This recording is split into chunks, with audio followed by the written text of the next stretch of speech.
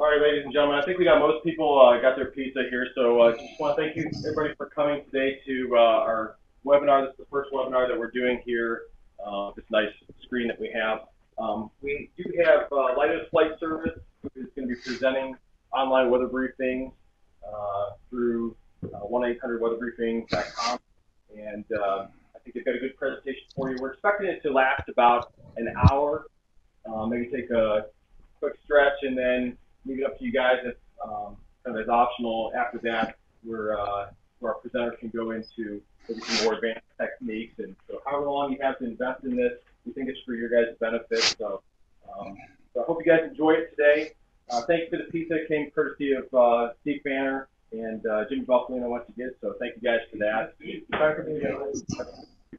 Just a couple quick things.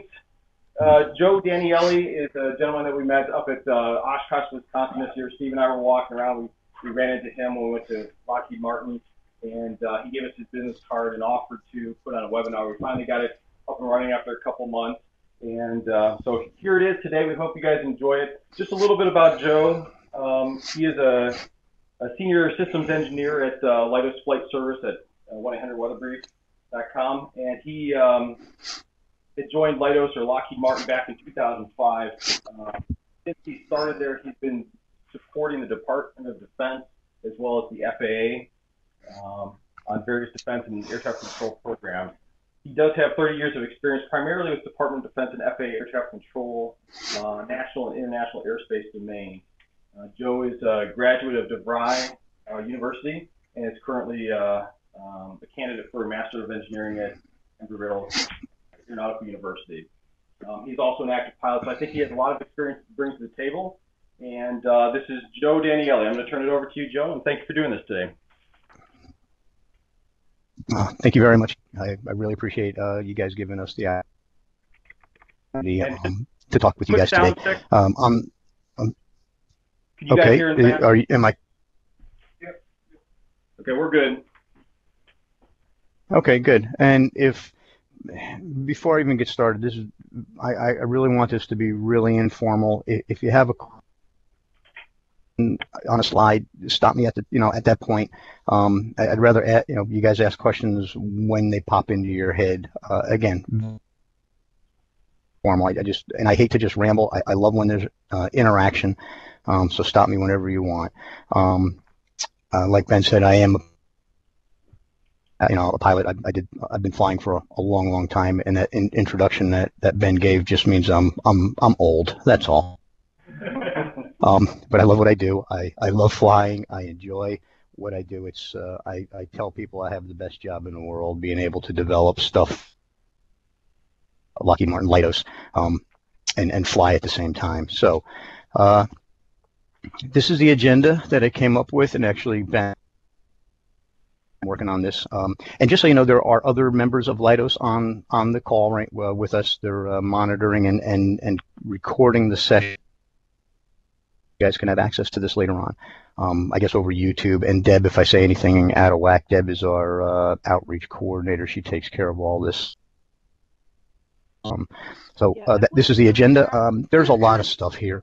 I would ask one thing that probably everybody mute, even there at Kent State, and then that way, because you are breaking up a little bit, until kind of we have a question and answer period. So if everybody could go on mute, or I could mute you, but so I am. So I'm breaking up a little bit. Okay. All right. The way Italians talk, we just break up a lot. I don't know. Anyway, this is the agenda. Like I said, there's a lot. There is a lot of stuff here. We've been putting on these webinars, and if anybody is listening to the AOPA webinars, we also have webinars that you can access on the AOPA website. Our website, the Leidos Pilot Web, and if I'll point that out when we get to the slides. All right. I'm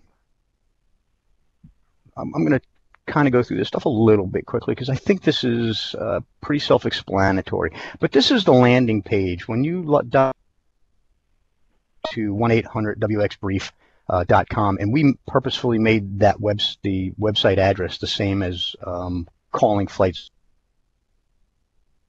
So if you know the telephone number for flight service, you know the how to access the pilot web. And on the bottom, I highlighted, but on the bottom, the how-to videos, there are a number of videos that are on our website, or you can access from our website to do a number. They explain a lot of things, how to file flight plans. Inside of our website, we have links to videos and things like that. And actually, the gentleman who prepares and does these videos is online with us. His name is Eric. He's a well-established pilot. He knows a lot about stuff. He works for Leidos in the quality assurance department, or plans and procedures. I never can get that straight. That's on the other side of the wall. But if you have any questions about the videos, jump in and Eric will be able to answer them. But if you already have an account, just log in using your email address and a password. If you don't, there's a button there or a link that allows you to create a new account. And before I leave this page, you'll see I highlighted a couple things across the top of the website. Even if you're not logged in, to this website and check out things like weather across the country. You can look at airports and get some airport if you want. Look at the UAS's unmanned aerial systems that are out there, and just some helpful links we access to. And you don't, like I said, you don't have to be logged in to access those things. Very, very, very simple. This is all we need is an email address as your username, a company or a school, whatever you want to put in, a phone number, whatever phone number you would like us to contact you if there's a problem with anything, just that number and we'll access that. The aircraft ID, that's optional, but it helps us if you already have a profile in the flight service system. All of this information here allows us to link that profile with your website account. So if you have aircraft already stored in the flight service system, by creating this account, and if we can marry those two, you don't have to enter all of that information in. A home-based telephone number. This is falling by the wayside quickly. Typically, there's a home-based phone number in there. They just typically put their cell phone number in there. And we have something called CAPTCHA. We just need to make sure a robot creating an account. So we ask you to put that in there. Hit the Create Account button. And those are the fields. We don't ask you for anything more than that. So when you hit that account, one of two things or one of two are going to pop back up. The first one I'm going to talk about is the one on top where the account has been created and that we have matched existing Leidos Flight Service Center call-in profile. That's what I was just talking about. So if your email address matches and no conflicts or there's no discrepancies, we will marry it up to an existing profile if one exists, and we'll bring in all of the information into your Pilot Web account. If for some reason you're brand new to flying, you don't have a profile in our flight service. When I say flight service, I mean when you call 1-800 brief, we'll tell you that we didn't find a match. We're going to create the account, but we're letting you know that we didn't find a match for that. You can either confirm or cancel it. Canceling it would mean maybe you put something in wrong because you have a profile on file for an account. Once you create it, we're going to send you a temporary password. Very easy. Take that temporary password, copy and paste it, put it into the password area there, hit the login button, and then once you hit that login button, it's going to bring you to the next page that is forcing you to change your password. You can't get around this. You have to put in a new password. I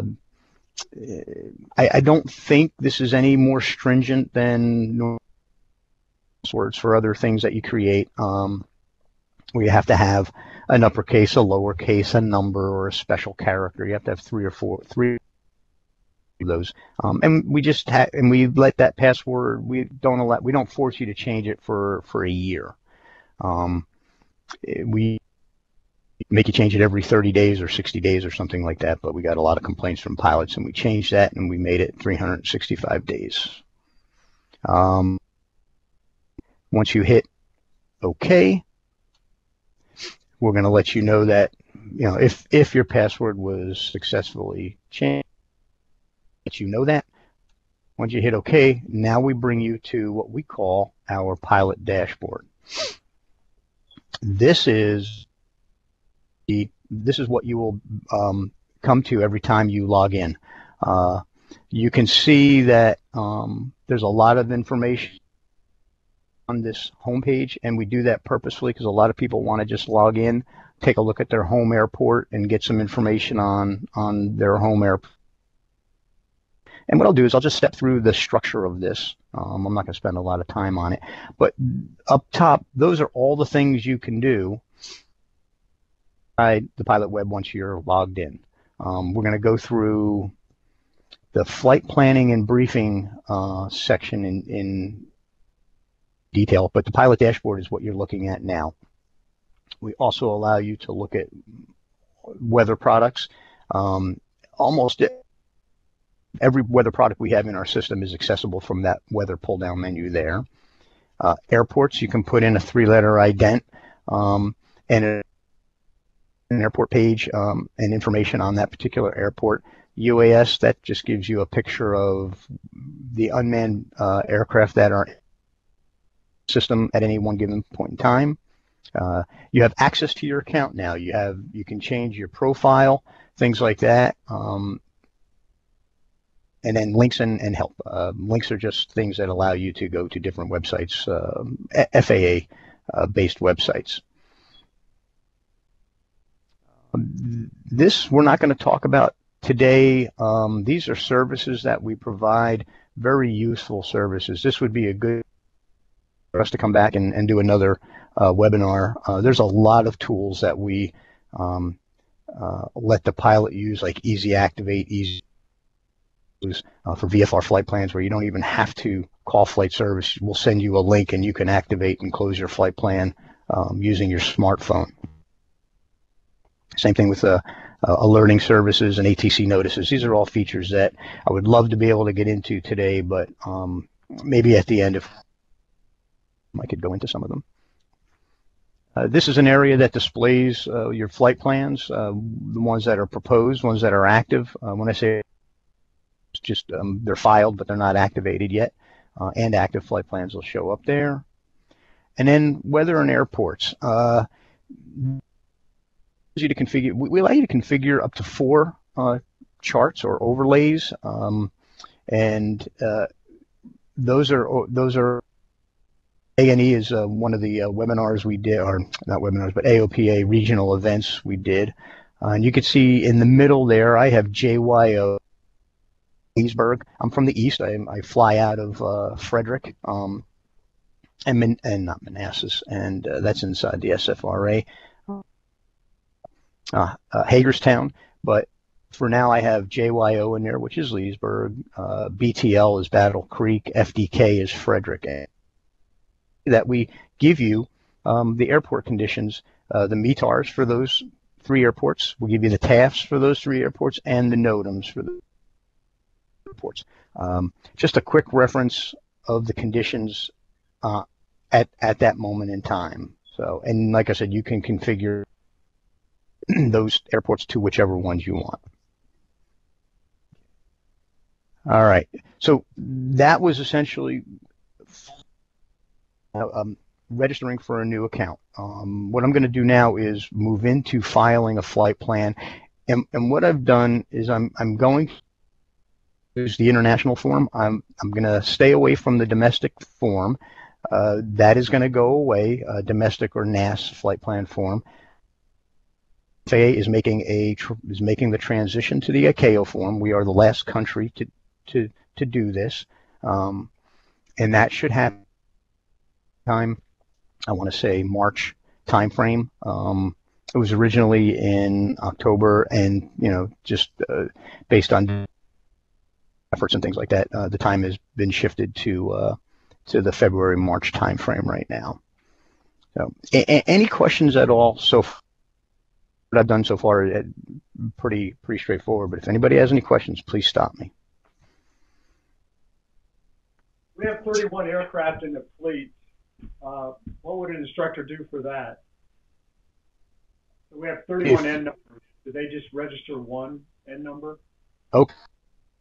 Now, when you say register one N number, your account can, and I'm going to go over to the air profile section later when we're done with this. But you can put as many aircraft in the system as you want, and then you see that drop down where it says Air ID on the left-hand side of the screen. Yeah. Based on whatever you put in your aircraft profile section, be available in that aircraft ID pull down. So if you have 5 aircraft or 31 aircraft in there, you'll be able to pick and choose whichever aircraft you want when you're filing a flight plan. Does that answer the question or no? Thank you. Okay, and you can set up, and I don't have a slide on this, but you can set up a master account which allows your students or whomever permission to access those aircraft. It's called, it's the sharing capability. And what you can do is have an administrator, for lack of a better term, create an account, maybe a Kent State University account that has all aircraft in there. Then what you do is you put the students that you want or the people that you want to have access to those aircraft in that profile. So a new student comes in, you give him or her permission to access those aircraft. They don't have to put in all 31 aircraft into their profile if they don't want. So they can't make any changes to the aircraft profile, but they have access to it. And once it's in their flight plan form, then they can make change. Nothing will ever change on that master file. So to access the flight plan form, you just hover over the flight briefing tab there, and then we're going to click on briefings, flight plans, and nav logs. And for this we're going to talk about briefings and flight plans, but right now we're going to do flight plans. That's the international form, and you called ICAO, International Civil Aviation Organization. That's the owner developer of this particular flight plan. You look at it and you go, wow, there's a lot more fields in there than the domestic or the NAS flight plan, and there are. Primarily supplemental information, and that's on the bottom half, and we're going to go into that. I'll give you a breakdown of the form itself shortly here. That it default, well, right now the system defaults to domestic, but in March when the FAA turns this stuff on, it'll default to the ICAO form. I want to shout out to Eric who does our videos. We have video links on a lot of these forms that allow you to access this. If you click on a video icon right here, it runs through each of the fields and gives you a tutorial on how to fill out the ICAO flight plan form. What's next here? Okay, so I told you it was broken up in sections. You have the flight plan form itself, which is this section, and if you look at this by itself, you go, okay, that's much more reasonable. More like the domestic or the NAS flight plan form. The aircraft equipment, surveillance equipment, that looks a little ominous maybe because it's a lot, I know it to be. Wake turbulence, what the heck is wake turbulence, right? I mean, but all pilots know what wake turbulence is. That's different. You have cruising speed. Same information, just named a little bit different. And what I'm going to do is I'm going to go through each one of these fields. We're going to create a flight plan and then we'll briefings on it. So this is your basic flight plan information, the top part. And I said the bottom half is supplemental information. Technically, it is not required to file a flight plan, but our system will require things like fuel endurance and persons on board. And the reason we do that, because for search and rescue purposes, we need to know how much fuel you had, how many people there are, the aircraft color, things like that. So, and that's called supplemental information. All right, so you have your basic flight plan information and your supplemental information. All right, I'm going to step. Some of them are very straightforward. Aircraft ID, we all know aircraft ID. Hover over aircraft ID, and what we'll do is bring up this that shows you what the format looks like, or what the format is for that particular field, and what the aircraft ID is required for. On a route briefing, I have to provide the aircraft ID. If I want to file a flight plan, I need an aircraft ID, things like that. Pretty basic stuff. The thing I wanted to point out is that hover over any of these titles and it'll give you the format, a quick reference, as you know, and then if you click on it, it'll give you more information. Oh, we're just going to pick November 12345 as our aircraft ID. The next thing we look at, if you have any questions at all, flight rules. You have VFR, IFR, YFR, and ZFR. You go, what the heck is a YFR plan? These are YFR and ZFR are called composite flight plans, where they'll start out as one flight and change to another flight rule mid-flight. YFR starts out as an IFR flight plan and then makes the transition to VFR, some the route that you specify. For this, we're going to just pick a VFR flight plan. So we have the aircraft ID, and we're going to be flying VF. Flight type. This is something new. This is not in form. You have the different types, scheduled, non-scheduled, general, meaning general aviation, military, other, if it's not covered in the top. That's something new that the FAA is has asked us to add to the flight type. For this, pick G, general aviation.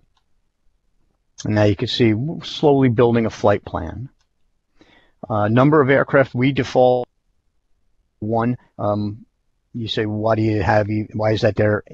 Anyway, well, if for some reason you're in a ferry flight, you a couple aircraft are going, you want to file one flight plan, you could put 2 or 3 in there if you wanted to. Flying in formation, you could put, you could file a single flight, put the number of aircraft that are in formation. But for what we do, 1 is good. Aircraft. Straightforward, everything we know and love. It's a standard aircraft type, and I'm going to put a P-28 Alpha. Change from a PA-28. That confused the heck out of me for a while. This field and the next field, wake turbulence, hand in hand. I picked the PA-28 Alpha, and I'm going to go over to the wake turbulence field. Okay, how does that work? Well, you have to pick. Is it a light, is it a medium, or is it heavy? And if you click on wake turbulence, it'll actually define classes for the different wake turbulence fields. Light meaning anything that's 15,000 pounds or less. What's really nice about the system is that our system will automatically determine what your wake turbulence is for the aircraft you select, or the type you select. So when I put in P-28 Alpha and I tab out of it, it automatically puts the light in there. So if you're not clear or unsure of the type of aircraft or the wake turbulence of that aircraft type, don't worry about it. We got it covered, and we'll put it in there for you. Aircraft equipment. Of all the fields that are new to the in the ICAO form relative to the NAS, aircraft equipment and the one under it, surveillance equipment and the one under that, other information, are probably the most them to pilots. It's just different. That's why. As you get used to it, it'll become second nature. When you click magnifying glass, these are all the different aircraft equipment types you can enter in. Ominous. But a lot of us will just be picking S for standard, or D for DME, whatever you have in your aircraft. We get a lot of questions. How come you can't just automatically convert from the NAS flight plan into ICAO? Well, if you look on the left-hand side there, the NAS equipment stuff, there's only 3 of them that match verbatim, one for one. All the others are different. We made a very conscious decision not to do any automatic converting of equipment suffixes going from the NAS into ICAO. So I just wanted to show you what the difference is between what everybody is used to now and what we're going to. And again, only 3 of app one for one. So let's go back to this guy. I'm going to pick standard. Now you'll notice that ILS, VOR, and RTF have been grayed out. That's because standard means I have those particular, all 3 of those are included in the equipment field. I can pick more than that. If I'm CPDLC equipped, if I have GPS, I can pick G with well. So I can put up to 64 different characters in there for my aircraft equipment. We'll never reach that. Well, us as GA pilots will probably never come close to that. I select OK, and the aircraft equipment is brought back in that field. All right. Departure, very simple. That's our departure. When it's live, right now you have to put in 4 Zs if it's a non-standard airport, and I'll get into that in a little bit. But in the future, when we go the new ICAO 20 with the new ICAO form, you're going to be able to put in your departure just like you can in the NAS flight plan form. It requires 4 letters in a departure, a destination, and your alternates. Pilots aren't used to that, so we're making changes to our website to allow you to put in whatever you want, and then we will, under the covers, take care of shifting that data around. So, you can type in an airport ID or something like that and pick an airport. If you don't quite remember what it is, you can actually spell out. Then you're going into, say, Ronald Reagan. You can type in Ronald Reagan and it'll come up with DCA. So you don't have to remember if like flying into someplace that's you're not familiar with. But we have the ability to look stuff up. For the purpose of this, I'm going to put in 4. I want to fly out of Hamilton. That's November 81. That's an airport in South Jersey. Can't put KN81 in the departure field right now because it's not a standard ICAO flight plan. It's not an ICAO standard location identifier.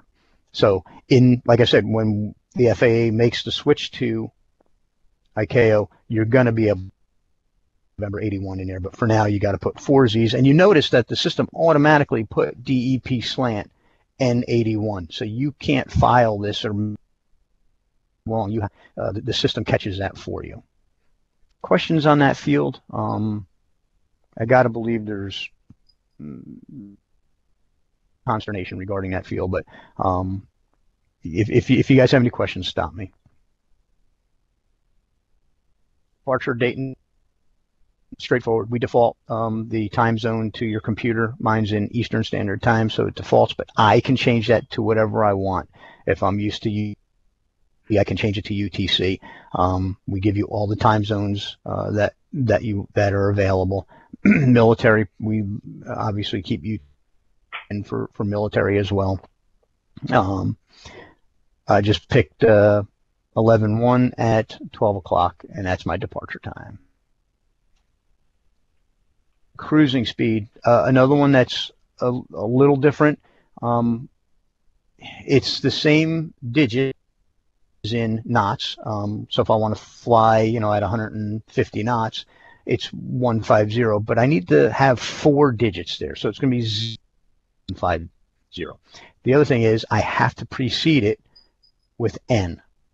So if I want to fly at 150 knots, I have to put 150. And again, hover over cruise speed, and it gives you the format.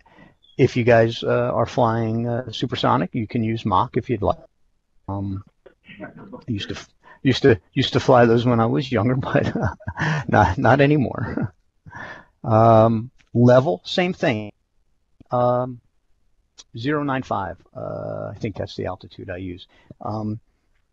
In ICAO, it has to be prefaced with an A for altitude, which means anything below 18,000 feet. If I want to use something above 18,000 feet or above, it's FL, flight level 190, 19,000 feet. But for most of us, we're going to have an A followed by 3 digits. You want to fly at 45, it's A045. Again, pretty straightforward. It's just a little bit of a different format. Cruise speed requires an N, and the level requires an A or an F for altitude. Surveillance equipment. This is another one that's different, new to flight planning. Again, hover over it and it'll give you the format it takes. It'll take up to 11 characters. Click on the magnifying glass, and those are the options that we give you. You'll notice that all of the ADS selection out. You cannot select an ADS surveillance equipment unless you select one of the equipment above. So what I'm going to do, I'm going to pick C and B1. Once I pick C for C, then it allows me to pick one of the ADS pieces of equipment. I click OK, and it brings that into the surveillance. I don't have to use the magnifying glass or the lookup button at all. If I know I want to fly it, if I know I have CB1, I can just type in CB1. I don't need to look it up. Route standard stuff. It takes everything the NAS flight plan does. We have DCT in there. If you don't put something in, it means DCT means direct. I'm going from my departure point direct to my destination. So we pad DCT, and that's why I circle that. System defaults with DCT. It'll come up with DCT in the route of flight. Now, if I want to add a couple fixes, I'll show you what I'm going to do. Put in a route. What I did, this is all in South Jersey. Direct Howie, the intersection, direct to Atlantic City VOR, direct to the Sea Isle VOR. And you'll notice that I have DCT between them. Our system doesn't require them. For the purposes of this demo, trying to show the differences between the NAS flight plan form and the new flight plan, the ICAO. So now you have a departure out of Hamilton, and those are my fixes along the route. I'm going to go to the destination at this point, something very simple. I'm going to pick WWD, which is Wildwood or Cape May in South Jersey. As you could tell, I'm a Jersey boy at heart. That's where I grew up and I learned to fly. So at this point, I have departure, I have my route, and I have my destination. If I want, I can hit the map button and I can take a look at what that looks like. And if I see something really out of whack, I can go, oh man, I fat fingered one of my fixes or something like that. But this gives you a quick reference to show you what your route looks like. In the future, we're going to add buttons on here to overlay nav aids and things like that to make this a little bit more useful. Rather than just showing you the route, we're going to make this more interactive. But again, just a quick reference so you can see your flight. All right. Elapsed time. It's time en route. Nothing new here. I'm going to pick an hour and 15 minutes. I fly really slow. And I'm going to go to my alternates. Same deal for alternates. What I'm going to do is pick the 4Z thing here because I'm going to pick a non-standard. And what it does is it puts LTN in the other information field. And I'm going to fly out of JY04. If I use a standard KOBI, nothing is added to the other information field because it is in standard form. Only when it's in non-standard form where it has a letter, will you be forced to put something into the other information field. All right, let me go back to the other information field. If you click on the magnifying glass, there's a lot of what we call subfield elements. These are all the different things you can add into the other information field. You'll see that when I clicked on it, it already had DEP, which is the departure checked, and it had ALTN already selected because that's what I have in that field already. It won't off anything that's not there already. And you'll notice under the DEP, there's a DEST, which means destination. If we had a non-standard destination, I have one in there, KWWD, it would add DEST to the other information field as well. I'm going to all of these. This was, again, I can spend an hour talking about these different codes. Look the videos. You guys can get my email from Ben. I'd be happy to answer any questions that you might have. There's a lot of things in there that you may be interested in, like DLE, which is delay. In the NAS flight plan form, you can put a delay right in the route. Well, you can't in the route anymore. You have to specify a delay in the other information field. Things like that. The only thing I am going to do is show you the remarks field. We do use remarks. Pilots do put remarks in their flight plan form, and this is the way you would in an ICAO flight plan form.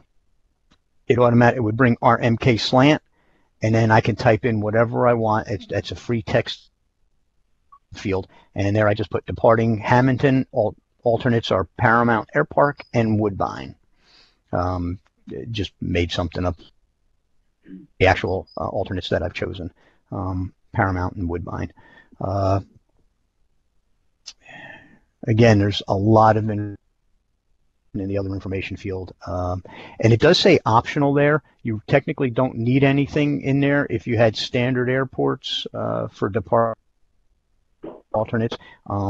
If you don't want any remarks, the system will automatically put in a 0 when it's transmitted to center and things like that. So technically it is an optional field.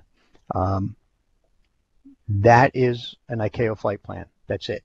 That's all that's required. However, again, we do require some of the supplemental information fields to be entered. Move to supplemental information. Any questions on the basic flight plan form itself?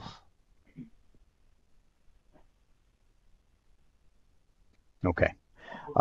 Supplement. Did someone have a question or no? I was saying, I think we're good. All right. Supplemental information. Fuel endurance. How much fuel do you have on board? I'm going to pick 4 hours and 30 minutes, standard stuff. People on board. Just going to put 3 there for now. This is an interesting field. We give you the ability to pick and choose what you want. For this demo, I'm going to pick blue, brown, and red. And as soon as I click OK, what it does is it brings back the acronym or the abbreviations for blue, brown, and red. I can spell that out if I want. I can put blue. I can put the word red in there, and I can put a combination of the three, of the two. So Supplemental remarks, again, optional. This is all optional stuff. Just for the purpose of this, I have 4 life jackets, and I am the pilot command. Radios. We get, how should I say, supplemental information. Probably not be important to most CONUS flights. People don't carry dinghies. People don't carry life jackets. Survival equipment, things like that. We do see a lot of this information filled out for flights that go from, say, southern or Florida over to the Bahamas, because they are over water. Flights that traverse the Gulf will have these of information, things like that. So these are typically fields for people going over water. However, that doesn't mean you can't fill. If you have this stuff on board, please fill it out. Emergency radios, survival equipment, and jackets. I'm going to pick a couple for the demo. And dinghies. All right, we got one. You can fit 5 people. Color of it is orange. And it's a covered dinghy. And the last field is the pilot contact information, and that's me. I purposely put my phone number there. I do want people to use it when necessary, if you have questions, comments, or whatever. There is a feedback form on our website.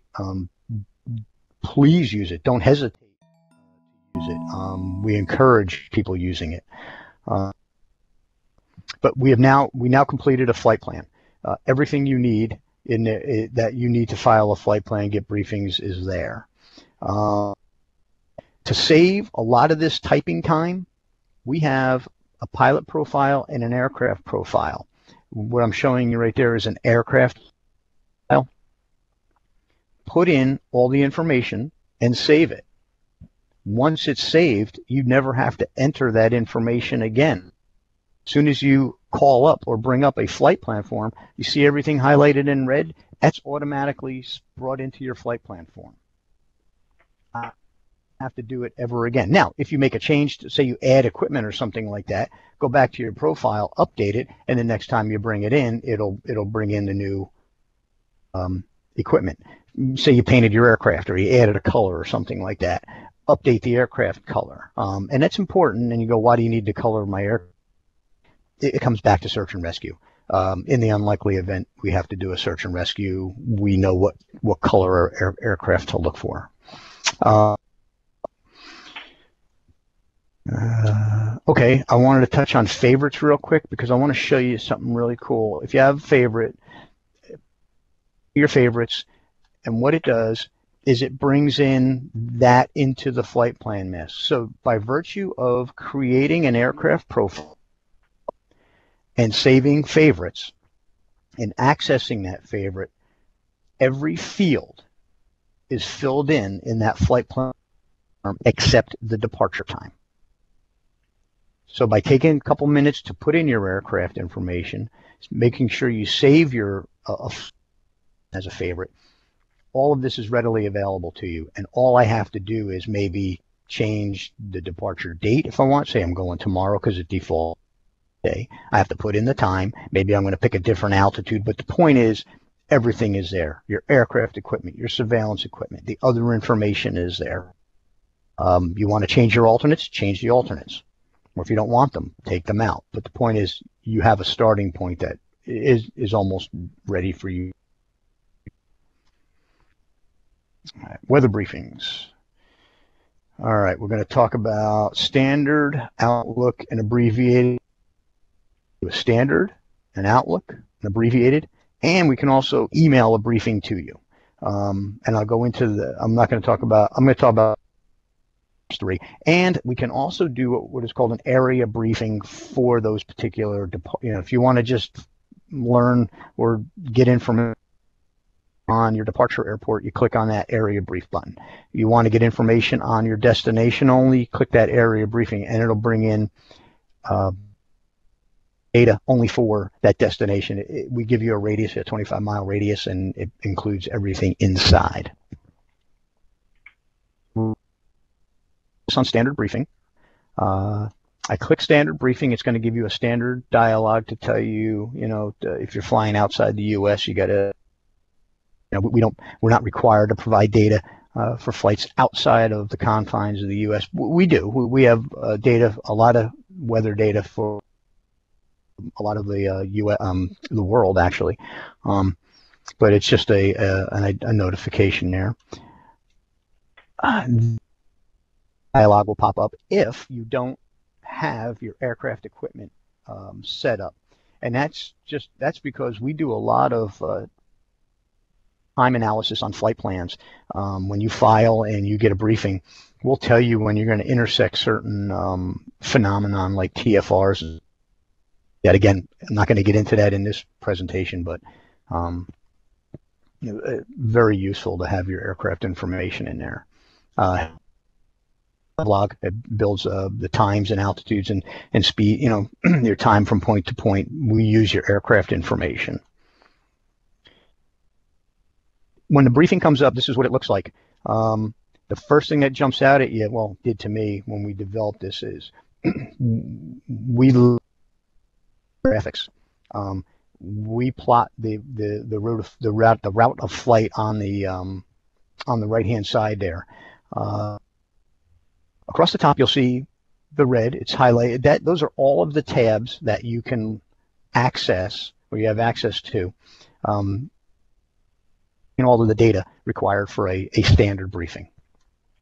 The briefing itself is broken up into three major areas. You have your text, all the text pane that gives you the text associated with that particular TFR. We have the graphic pane, and that depicts the route of flight with a corridor around it. And we have what we call a summary box that tells you what you're going to enter that TFR based on your departure time, aircraft characteristics and all, and what time you're going to exit that TFR. Incredibly useful, and you'll notice that it's highlighted in red. That means it's going to be active at the time you are scheduled to be in that area. The DC free, so it's going to be active. You can go back. We can select plain text if you want. We have something called Next Gen. That's what you're in right now, Next Gen view, Next Generation, and you can actually step through all the different TFRs one by one, and we'll depict them exactly where they are and what your intersection times are going to be. We tell you that it's a standard briefing that you've read. We give you the route there.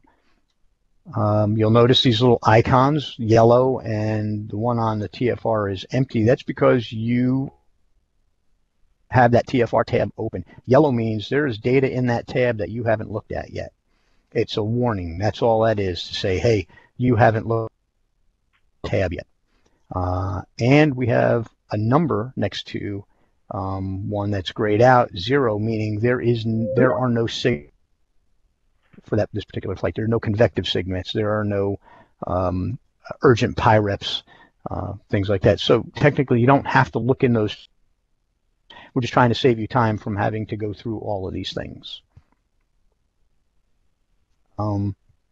This is a neat little tool for briefing updates. Say you get a briefing, say you're flying 8 hours from now, and you can register for briefing updates, and we'll send you an email or notifying you of changes to that briefing.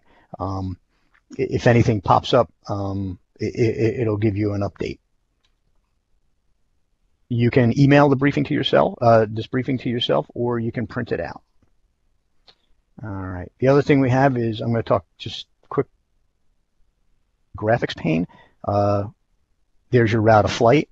You'll notice a dotted line around the route. That is an that tells you everything that you see in the text is contained inside that area. The rule is we have to give information 25 miles each side of that center line. We can drag, drop, or you can like drag and zoom and things like that. You can pan. We give you the ability to select different types of backgrounds. Right now you're looking at a terrain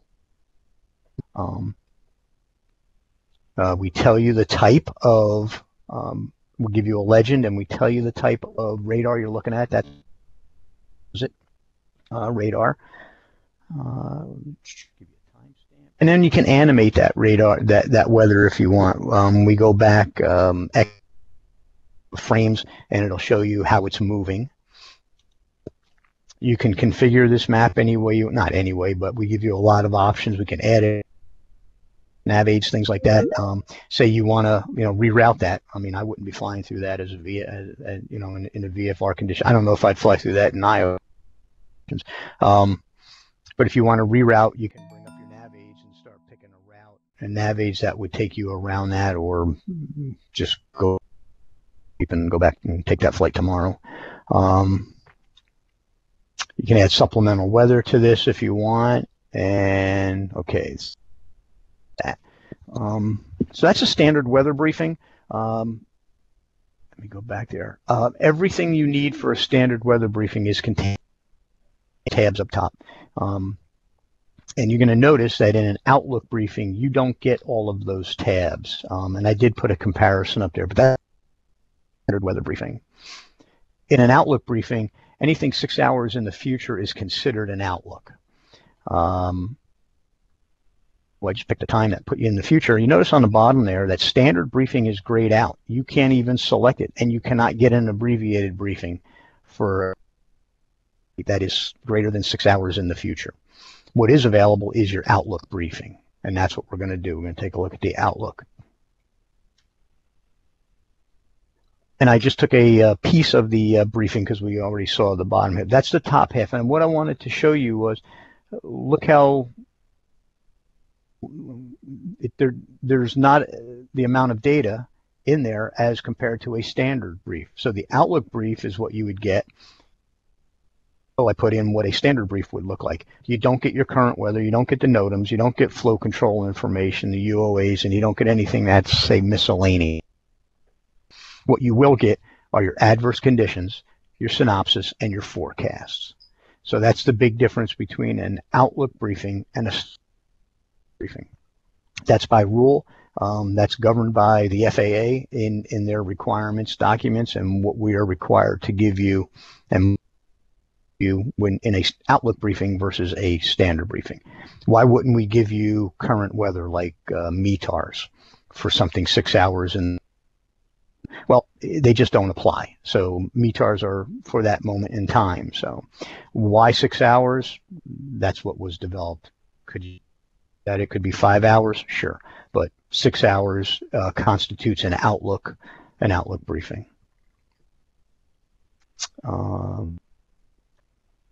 If it's within 6 hours, you can request an abbreviated briefing. So an abbreviated briefing allows you to pick and choose what you want to see in your briefing. Let's say I got my briefing, I got a standard briefing. I'm a couple hours before I was leaving. Now I'm going to head out to the airport, and I just want to know what the conditions are now. Really, maybe I'm only interested in TFRs, or but I'm interested in the adverse conditions. I can select what I want in that briefing. So I've deselected, and when you first log in, it's going to default to everything. You pick and choose what you want, and next time you pick an abbreviation, it's going to default to whatever you had. It remembers your selection from last time. So next time I ask for an abbreviated briefing, it's only going to give me conditions. I can change it any way I want, every time I want. So when I hit the continue button, it gives me the briefing back, but you'll notice now up top you only see adverse conditions. Nothing that I didn't specify is brought into the briefing. All it does is give me the adverse conditions. So that was standard, that was Outlook, and that was abbreviated. I was talking with Ben, and the concern over what needs to be recorded, what doesn't need to be recorded. Just so you know, our system records everything you do, not because we want to keep track of what you're doing, for your benefit, not ours. In the unlikely event of an incident or something, you can prove to the FAA that you have that you did request a briefing. So again, this is to cover your proverbial backsides. So if I want to go look at my history, what I can do is hover over flight planning and briefing. I go to the history tab or entry, and this is just a snapshot. I have, when I took this snapshot, there were 20 entries, and it shows you the first 15 of them. And this is everything I've done. We give you the ability, to go back and forth, look at things, and these are the fields that we're capturing in this thing. What we will show you the details, the time, the date and time, what the specific event was. It an area briefing? Was it a file of a flight plan? Was it an activating of a flight plan? The aircraft ID, the source. We get a lot of questions on source. I can file a flight plan on the website. I can file a flight plan through FS21, which is or web services through one of the app vendors that we have. Regardless of how I file it, it's identified in here and you have access to it. So call a specialist and file a flight plan or do it on the website. It's recorded here for you guys to see. And then departure destination. There was your aircraft ID. The source, I talked about that a little bit. I talked about that a lot. Now, to view, I can view area briefing if I want.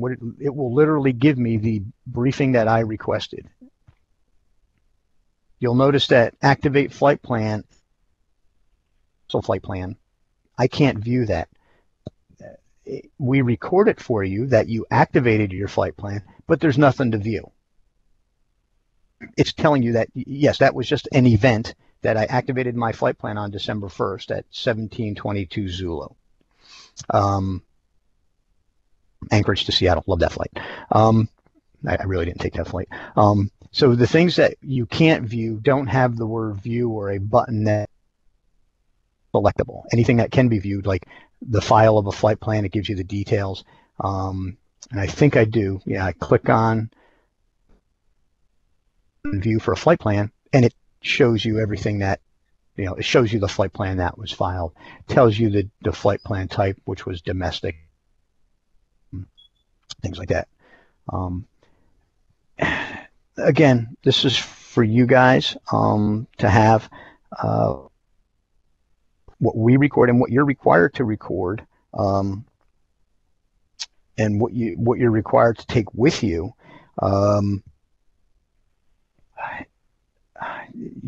We have the ability to print the briefing, so you could save it if you wanted to. You could save it to a PDF. You could email the briefing to yourself. You can, and then you can, print selected items.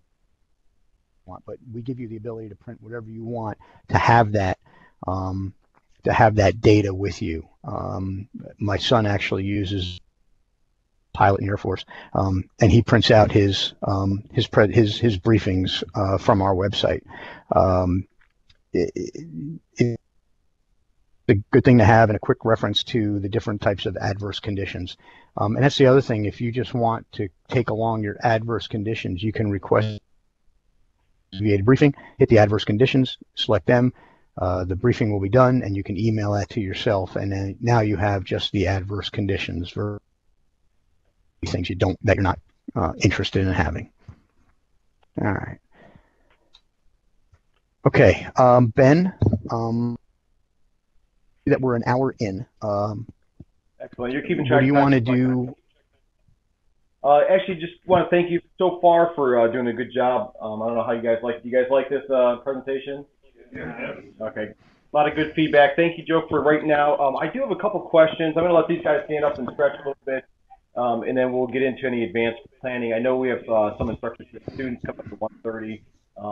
This time is optional for you guys, and also your opportunity to ask any questions that you might have. So we're going to open up the floor. If you guys want to stand up, feel free. If you want to get some more pizza, feel free to do that. But Nick, did you have questions? No. Okay. Joe, I got a couple for you while these guys are kind of shuffling about. In general, how long does it take to file a flight plan for somebody brand new and then for somebody who's had a little bit of experience?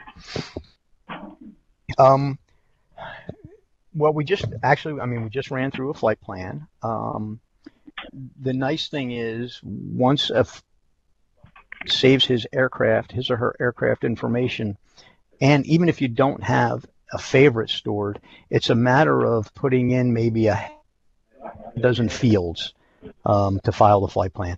Obviously, the more you use the site, you're more likely to save favorites, and then because about it, you're always going to be leaving Kent State, right? That's at least one flight plan that you can save. Your destination may change, but you're always going to be bugging out,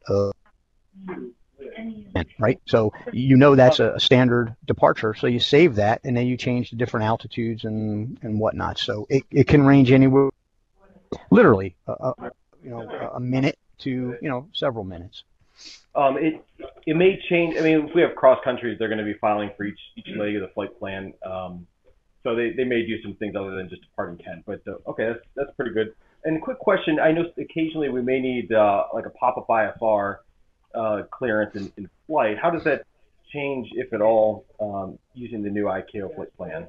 It doesn't. You would not do anything different. You would be calling flight service at that point, right? File a flight plan or ATC. I mean, if you want time to change your VFR flight plan to IFR, you would call flight service.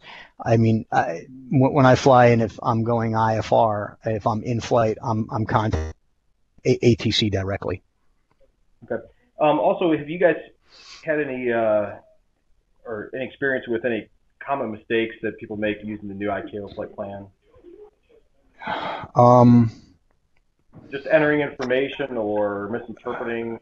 Yeah, I mean, I'm trying to go and look at, because we get rejection reports, and a lot of it was as a result of bad wake, or I'm flying a medium and I put a light. A lot of pilots just don't know what their wake turbulence category is, and that's why I implemented the auto detecting of that. Our system, I can't answer obviously for other systems, but our not allow you to file if any aspect of the flight plan is incorrect. So we won't let you file an IFR or even VFR flight plan if something is entered incorrectly. So but mostly what we've seen, turbulence discrepancies. Okay, that's very helpful. And also, I think you had NOTAMs included in there. Does that also include like the NTAPS, Notice to Airman publication, or is that something? How would we get that information? We currently have it in print format here, but is that something that's available through this service? Well, we have links to the NTAP I believe in all of the tabs, or at least I know it's in the adverse tab, but you can just click on it and it brings you to the NTAP. From there, you can copy and paste and print whatever you want. But I mean, if that's what we do for NTAP NOTAMs. Okay. And I think I have one last question, at least for myself. I'm not sure if the crowd has any as well, but it's a lot of really good information that's out there and available to us. It can, like you said, it can be emailed, we can print it out. And for a practical purpose, we're trying to figure out maybe what students might need for their particular flight. Like how much of that do they take? Do people typically just write it down, or do they print out reams of paper, or what's typically done? That's a pilot's preference. There's no rule that says you have to have this, that, or the other thing. But what I do, in our print capability, it's textual. We're working on how to print smartly the types of graphics. I mean, because it's graphics intensive, as you could tell. So what I do, if I see something that I want to bring, I will take a screenshot of it, or I will cut and paste stuff out of the the PDF that I email to myself. But typically, I will screenshot something like adverse conditions or something like that, or a TFR or something like that, and I build kind of like a toolkit that allows me to just pick and choose things. So no standard answer, no rule that I know of, and someone can correct me if I'm wrong, but that says you have to have this, this, and this to fly. So I pick and choose what I want to print and carry along with me in my flight bag. Okay, thank you for that. Then that's it for the questions from me. I'm going to leave it up to these guys if they have any questions. You guys have any questions? I just have one.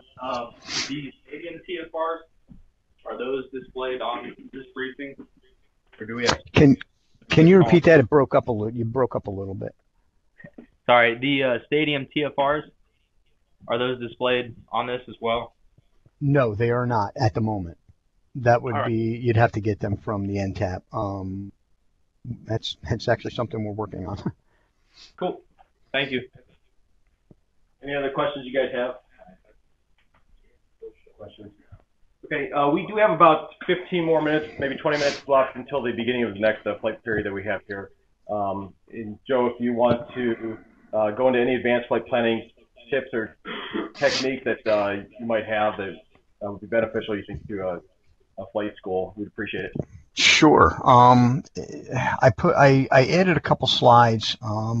Evaluate departure time. We met with some people, a group of folks at AOPA when we were developing this, and they made the comment like, well, you have a really nice tool, but there's nothing out there that tells us when we should leave. If we can't leave now, tell me when I should leave. So we brought the question back to the engineers, and I'm one of the engineers on the program, and we decided to come up with this tool called Evaluate. We do, based on your departure, your destination, going from, say, Nashua down to Lynchburg, Virginia, and have an identified, or you have picked a departure time, a date and time. If I hit that evaluate button, what the system does is it presents a shot of the conditions from Nashua down to Lynchburg. And we've highlighted the time at which you're departing. What you see across there are the conditions based on and to be clear, it's the TAF conditions at the times you're expected to be past the different stations along the route. It's not using the METARs. It's going into the TAF and pulling out the appropriate time period.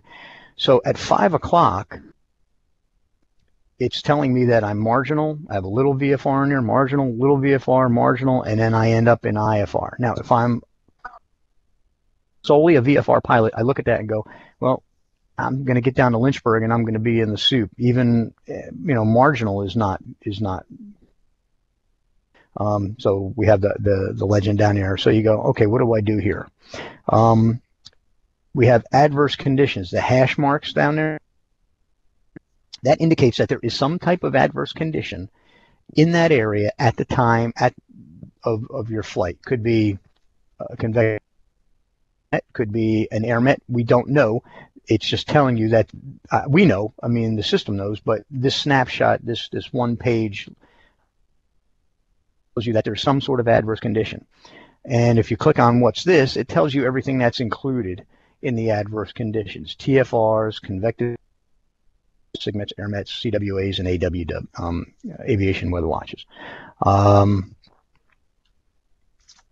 So I say 5 o'clock doesn't make sense for me. I'm going to look down and I go, okay, I'm going to go at 9 o'clock. Everything looks better there. Mostly VFR. I have one station that's showing marginal. Notice what I've highlighted up top. This is a substitute for a briefing. Any briefing, not just full briefing. It's not a substitute for a briefing. You'll see that there are still hash marks VFR condition. So I need to look at that. You can have VFR conditions in a METAR or and still have thunderstorms in the vicinity. That doesn't show up, right? It's still VFR, but you could have embedded in there thunderstorms in the vicinity. Your VFR condition. So what I do, once you select that, our system will bring back the new time into your flight plan mask. So if I go back to this slide, what this is telling you is, based on my time, which was 5 o'clock, I go 6 hours before and 6 hours after, and I identify that route looks like from Nashua down to Lynchburg. This was a quick view of what the system is and what it's doing, or what the are doing from point A to point B, departure to destination, and it just helps you. If you had IFR all over the place, you may say, okay, I'm done, I'm not going to at all. I'll come back tomorrow and take a look. And this tool is only good as far out as the TAFs will go. So once the TAFs are, you're beyond, say, 30 hours in your departure time, TAFs are no longer valid. So you bring it in there. Tool I want you to take a look at is, plan a route. So once I've decided or my departure time, I can go and plan a particular route. Again, I'm going to use Nashua down to Lynchburg. So I plan a route, and it gives me different options. If I want IFR, the most recent ATC assigned routes, or I can do low altitude airways Victor routing, FAA pref routes, or coded routes. We're going to be adding those So I go from Nashua to Lynchburg. I'm going to do VFR, low altitude airways. I hit find a route, and what it gives me the most direct route between Nashua and Lynchburg. Now, if I like that, I just hit the select button. What it does is it brings that particular route back into my route. You'll notice that I did this at the very last minute, so I was actually using the domestic flight plan form from a previous presentation, so I apologize for that.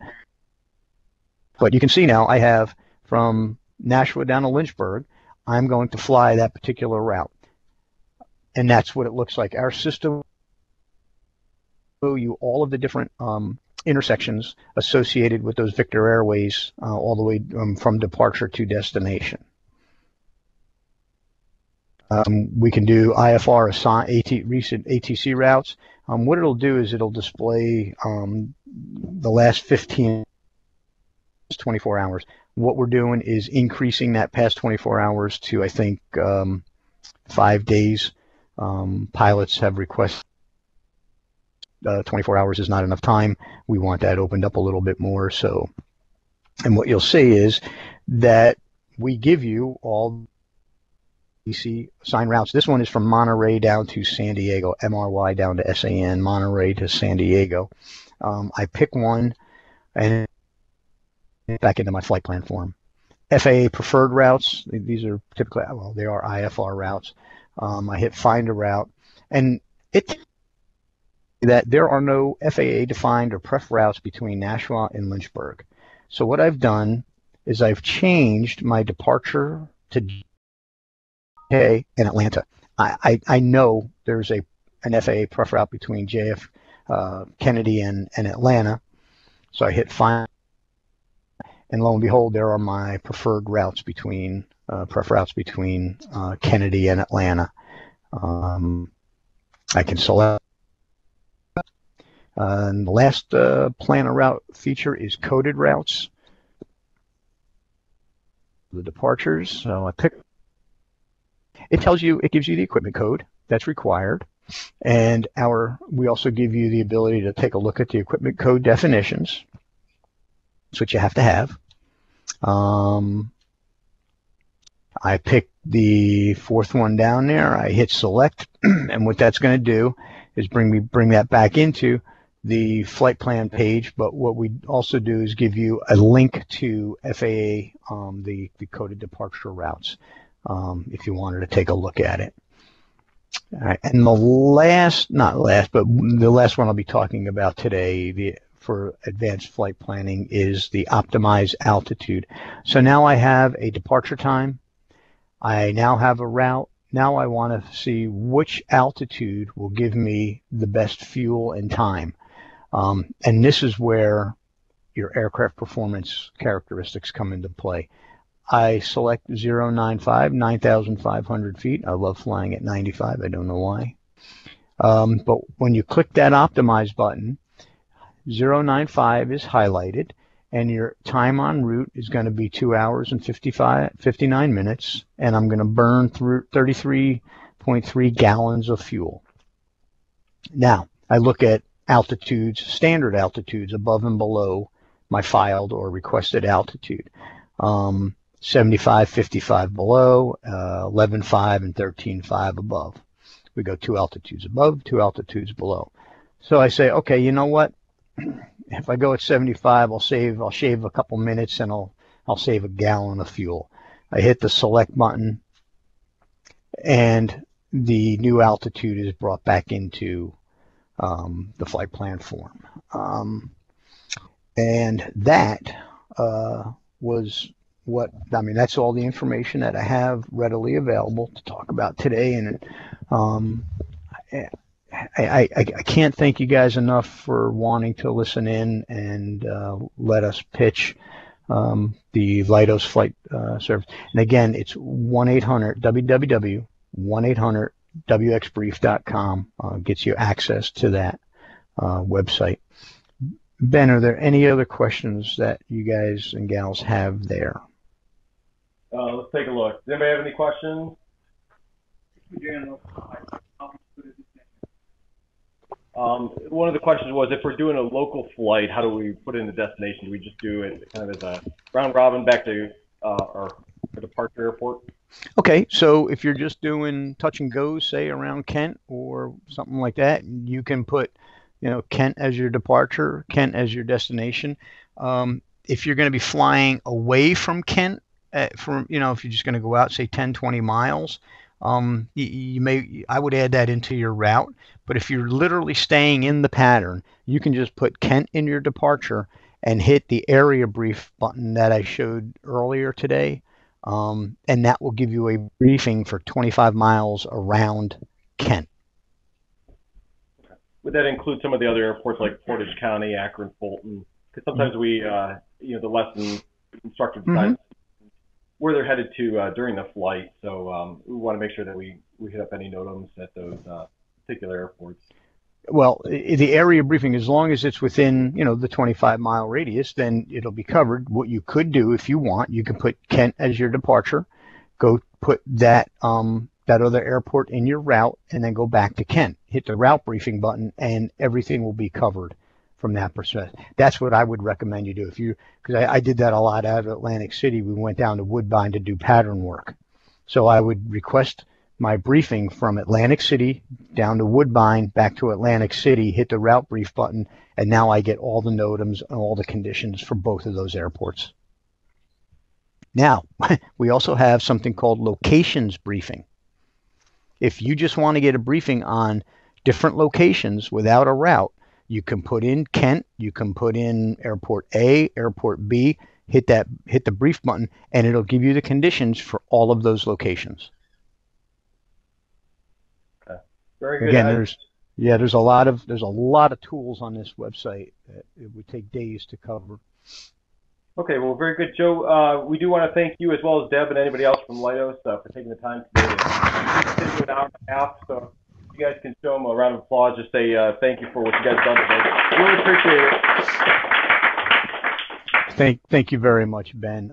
Deb, do you have any parting thoughts? I was just going to mention that we are on Twitter as well. We're pretty active, on a daily, several times a day basis. So people can follow us there at 1-800-WX-BRIEF. So pop on over there and take a look. And Also, on the landing page where you log in, we have, right now, we don't have any upcoming events, but we keep that updated if we're going to be out at, a fly-in or doing a webinar or with AOPA or whoever we're doing it with. So stay in touch. Tell all your students about it, you guys, and thank you for attending today. And thank you, Joe and Deb and everybody else. You guys have a wonderful day. Thank you. Bye-bye.